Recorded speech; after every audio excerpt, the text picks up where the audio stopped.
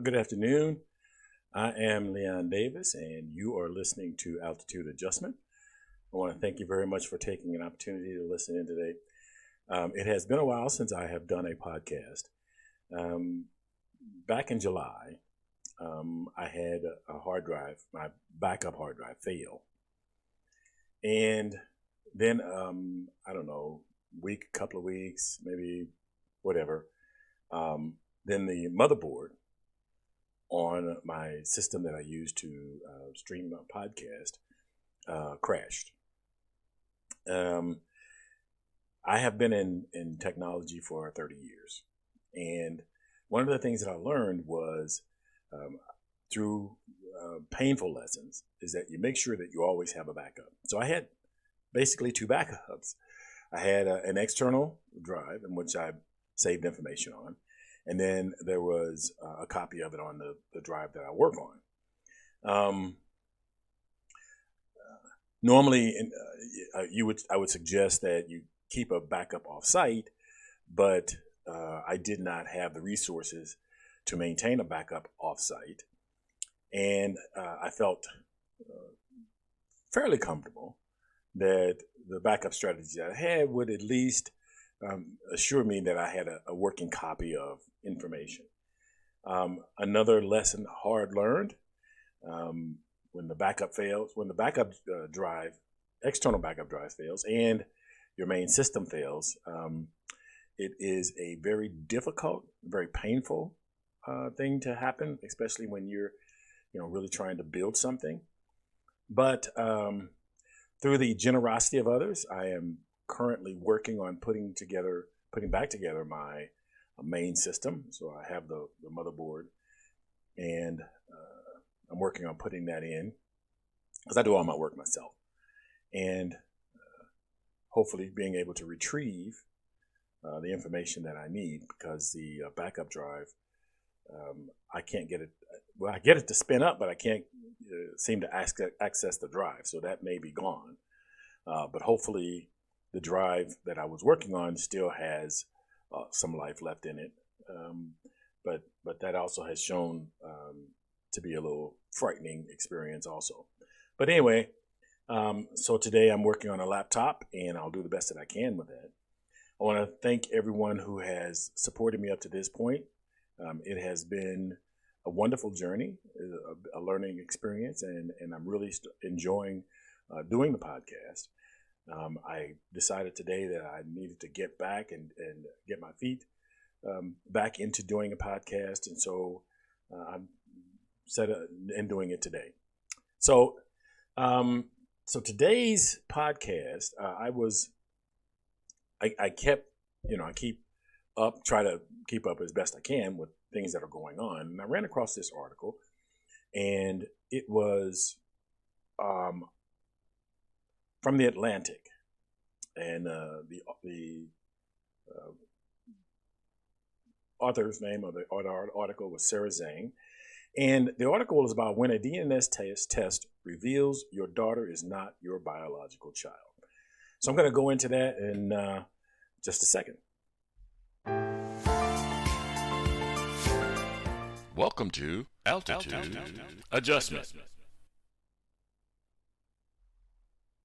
So, so I read the article, and it struck in me something that I felt like I would like to address. And so for me as an individual, one of the reasons I started the podcast was to try to have conversations about things to drive out details that I think are important to help us move forward as a society, for us to make better decisions. And so there were some concerns initially I had in reading the article, and I'll share with you quickly some of the information that was contained in the article. And what had happened was there was a gentleman, a family man. He was married and had children, two of them, a boy 13 and a girl 15. And through a series of events in the family getting excited about learning about their past, and et cetera, et cetera, et cetera, they decided to take DNA tests. So with the advent, as technology makes um, things previously inaccessible to us more accessible, we a lot of times take advantage of those situations, and DNA test is one of them. So the gentleman, the family took a DNA test, and comes to find out that the daughter, the older child, is not biologically his child. The son is biologically his child. So they go into, how he's dealt with this, and what came out of it. And there were a couple of things that jumped right out at me. So his wife, he knew that his wife had an affair several years and years ago, obviously at least 15, since the daughter was not his, but at least 15 years ago. And so my guess is that if he knew that his wife had an affair, and he makes it known that they confronted that at the time, so he had some inclination that the daughter might not be his, and so in taking the test, that raises a flag to me. So if you had some inclination that your daughter, that your child may not be yours, then taking the test, you have to determine if that's a logical, rational thing to do. Because if it comes back that is not your biological child, you're not the only one impacted by that. So obviously I'm speaking to the father. Men that are fathers, putting that responsibility, putting your child in a position, someone that you've changed diapers and stayed up nights with and taught how to ride a bike, if that's where you were as a father, then to put all of those years into jeopardy because to take this DNA test, is that really worth it? How much more damage can you do than if you had just went on and accepted the fact that this is your daughter, that this is your child. You've spent 15 years raising this child. You've paid for dental work, and you've put food on the table, and you've made sure that the electricity was on and things of that nature, so that the child feels loved. You've given love, hopefully.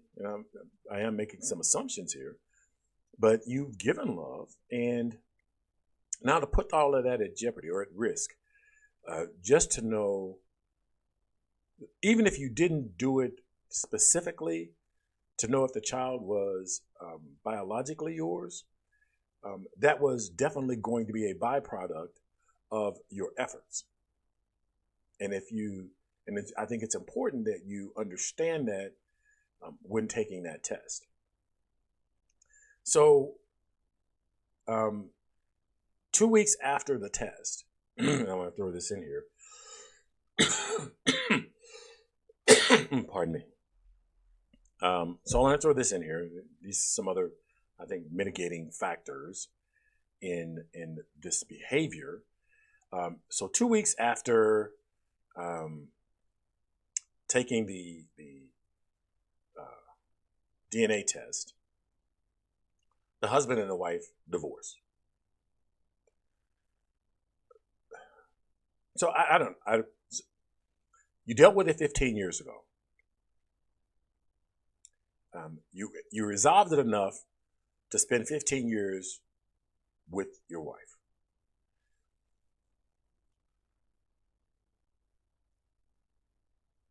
What does your child not being your biological child matter in the scheme of things? You have spent 15 years of your life, giving everything to this child,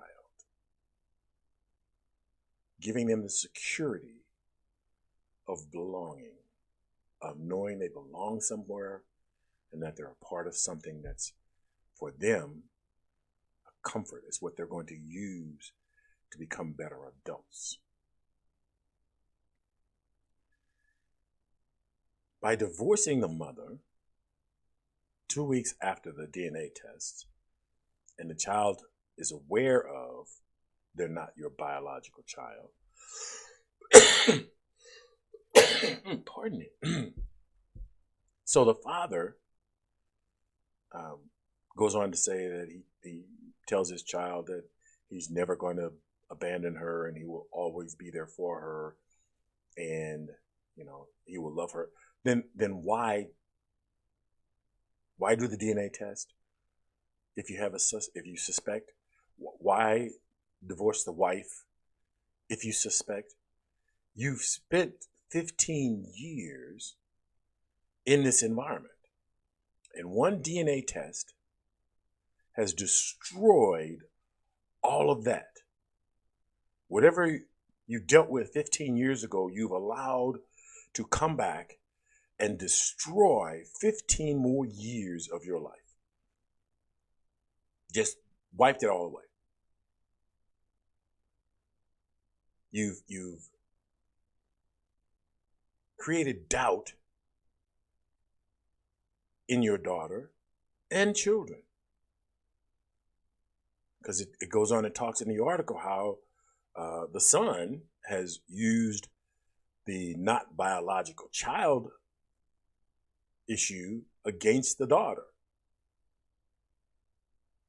So this whole family is, I want to say, destroyed. I mean, it doesn't say that, they could be so well off that their material needs are all being met, but their psychological needs are just seems completely out of whack. So there's not really enough information to identify this particular case and say, this is what's going on here.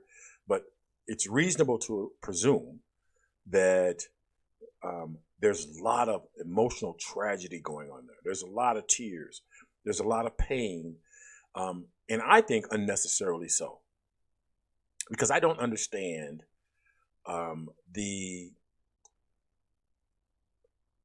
over-attachment to this has to be my biological child for me to accept them as my child. The adage that it takes a village to raise a child means that every child is your child. We are all there for each other. In our society, we should all accept the parenting responsibilities for all of the people in our communities, in our neighborhoods, and in our society as a whole. If you're saying that I can't accept this child because it's not my biological child, aren't you saying I can't be a part of the greater community if it's not genetically connected to me? Aren't you abdicating responsibility as a provider and a protector if the only way you'll provide support and protection is if it's genetically connected to you? I think being a parent, you hear it a lot, and it goes on and on, how unimportant genetics really is in the scheme of things. Passing on your knowledge and your wisdom and your support and your love is going to have a greater impact than your genetics ever will. But for some reason, we've made genetics a litmus test for love. Which is odd. Your wife is hopefully not genetically connected to you, and yet you love her without preconditions. Yet a child comes with preconditions if there's no genetic attachment. So I felt there was a tragedy here. It goes to something greater than just loving a child. It's if we place such a high bar on, or such a connection to genetics, how do we then work with people in our community? How do we deal with situations where I'm not genetically impacted by what's going on in that situation? If we as individuals realize that we are connected regardless of genetic makeup, then we take greater role in seeing the importance of helping each other, building our community based on something other than genetics, recognizing that a person needs your help, that people need your help, people need your support, that we work off of each other, we build with each other, and it has nothing to do with genetics.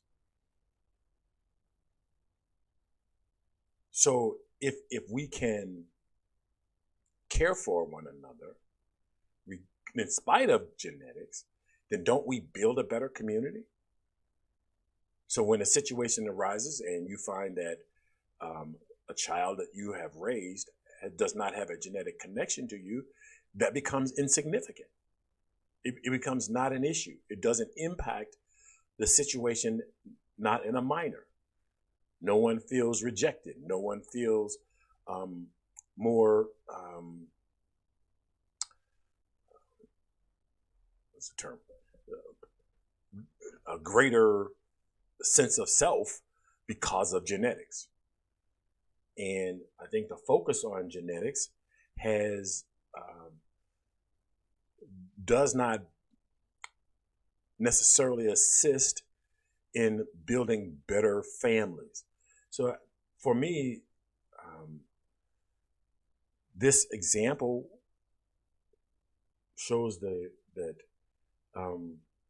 genetics can, in some cases, do more harm than good. There may be, and I guess you can say that about most things, and that makes sense.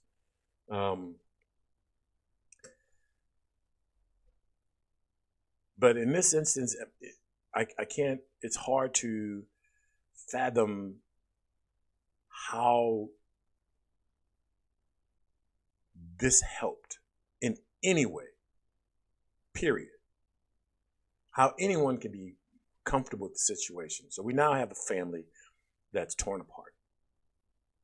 A wedge has been driven between the daughter and the son. A wedge has been driven between the mother and the father. A wedge has been developed between the father and the daughter. I don't know who benefited. Someone may say, I just want to know. To me, I think just wanting to know has to mean that there's going to be something greater achieved by knowing. If there's nothing going to be greater achieved, if it's not going to build, if it is not going to create a better situation or a better environment or help you make better decisions, what is the benefit of knowing? So when I talked about a village raising children, we as a society individuals, we can't always have our eyes on our children. Um, and having a community that where we all feel connected allows us to support one another so that there are eyes always on our children. So the neighbors, so the teachers, so the crossing guards, so the truck drivers, whoever, we are out there for one another to build a better community. And we don't make genetic connections or make false connections. I call it a false connection. Many of the people that you are associated with around you, you do not know if there's a genetic connection. You have no idea. And yet you build relations. You forge friendships. Some enemies, that's a part of, life. But you don't know if you have some genetic connection. And to even make genetics a thing, I don't think it is a good thing. I don't think it helps build anything. And you may have a different opinion about that, and I'd love to hear from you regarding that. But I just don't think that the push to using genetics, even in understanding diseases. So we're talking about being able to know that you are susceptible to something, and I understand the benefit of that. But if we're doing more harm than good to get to that point, then we're destroying the things that we are trying to build better people, because we're destroying all of the connections that are more important than genetics.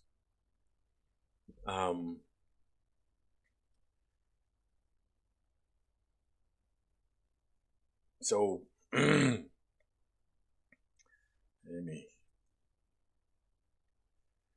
one of the things that came out in the article also was that there is a Facebook group for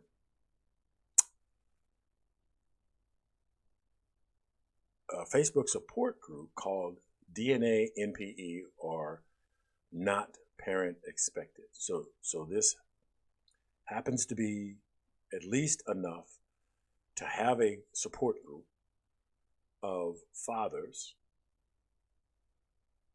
because pretty much the mother knows if it's her child, although there are instances where at the hospital there have been issues, but mostly fathers determining or finding out that a child is not biologically theirs.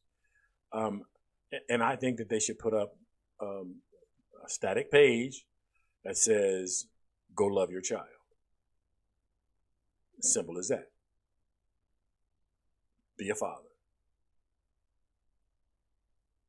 If there's a child, every child that is loose in our neighborhoods and our societies all belong to us. They're all our children. We pass laws to help families, not hurt families. Whether a child is an A student or whether a child is a difficult case, we should be there to help each other to be better parents, because while we as parents have a tendency to try to go it alone, we do usually need help. And so there are some things that have happened, and I think I've talked about it before, where companies used to be in a place for a long period of time, and I'm sure that's a bit skewed. Probably companies have always been someplace for 10 or 15 years and maybe moved, but previously there were a lot. I can say a lot more, maybe but small companies family-owned companies, lived in neighborhoods for, umpteen years. And, if you work in a neighborhood that is pretty stable, you get to know all of the people that, in your neighborhood, and you build more trust, and you build more knowledge about each other's families, and you're more likely to be helpful and provide support. And, and people are more likely to accept your help and support because they learn, what people have different parenting skills. So you understand, how to assist someone, whether, they're willing to accept you admonishing their child for something that they haven't done, or you contact the parent, they want you to contact them and, let and be a support for that information, whatever. So I'm, saying that if we work towards more stabilized, neighborhood environments where we are sure that, people are able to live in an environment for a lot longer, for a big portion of their lives, it strengthens the community. It strengthens trust in yourself and in your neighbors, and I think that's significant. So, but in this particular case, it's an absolute tragedy. Someone may disagree. They may find the silver lining in this cloud. I just particularly don't. I think there was a lot of harm done here.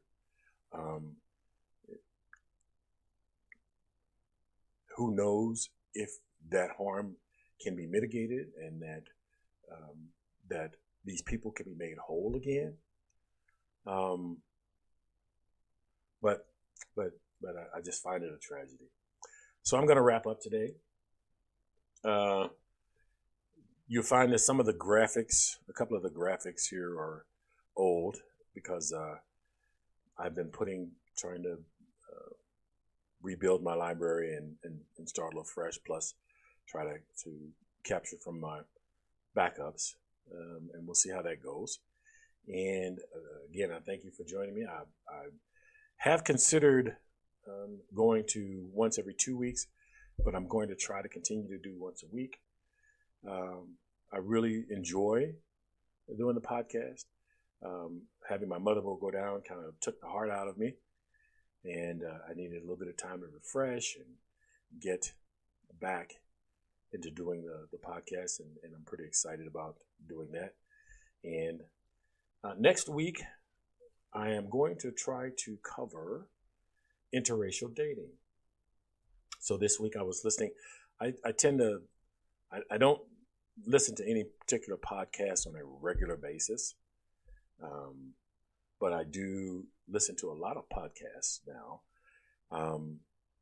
and I find a lot of very good, interesting topics, and I find a lot of very good, interesting information. So I always encourage everyone to, pardon me, tune in to this podcast. You will find a lot of very fantastic information. We have, I think, a revolution in information dissemination. So now it does not require a huge amount of resources to at least be able to have a voice and to participate. And I encourage you to make sure that you are, if you find somebody whose podcast you listen to, if it's just one podcast, just let them know you like that podcast. You don't have to. So it would always be great. You hear a lot of podcasters try to encourage you to sign up for subscriptions and always and so that they can be able to be in front of you a lot. And I think that that's a good thing. That's important. That's how you build something. I would encourage you that if you have a chance to send a few dollars to any to one or two podcasts, that is always going to be helpful to the podcaster. A lot of podcasters can't afford to provide those services absolutely free, and some of those podcasters could use some donations to help ease some of the resources that are needed to create the podcast. So, I try to encourage people, when you're surfing, channel surfing, and you're just flipping through the channels, how about you find a podcast that you like? And rather than flipping through the channels, when you feel like flipping through the channels, turn to that podcaster.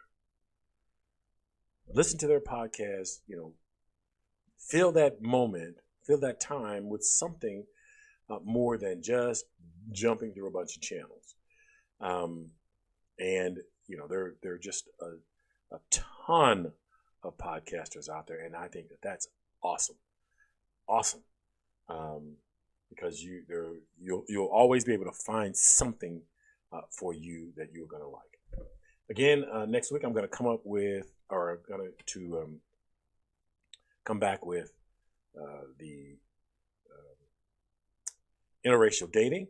I got a little bit of work cut out for me. The idea came to me. I was listening to Dr. Bryce. Bryce, I'm going to say Bryson. The name was right there. Dr. Boyce. That's what it was. Dr. Boyce. So some of the things that he, of course, I agree with, and some of the things that I thought could be approached differently. And so I'm going to give my hand at it. Again, I want to thank you very much for taking this opportunity to hang out with me this afternoon, and hopefully you'll be back next week. This will conclude the episode. Now, the video podcast is available on YouTube, and you can do a search for Lions Den STL on YouTube to find the podcast. Now, the audio podcast is available on Stitcher.com, Anchor.fm. It's on the iTunes Store, Google Music Play Store, and pretty much wherever you might find your favorite podcast, I'm going to be there. So consider supporting this podcast. You can visit Anchor.fm, altitude adjustment -2. The internet is powered by your likes, your shares, and your comments. So please like, share, and comment on this and other episodes that you may find, because it matters. And as always, be cool, be calm, and above all, be careful. Look out for the other guy, because they may not be looking out for you.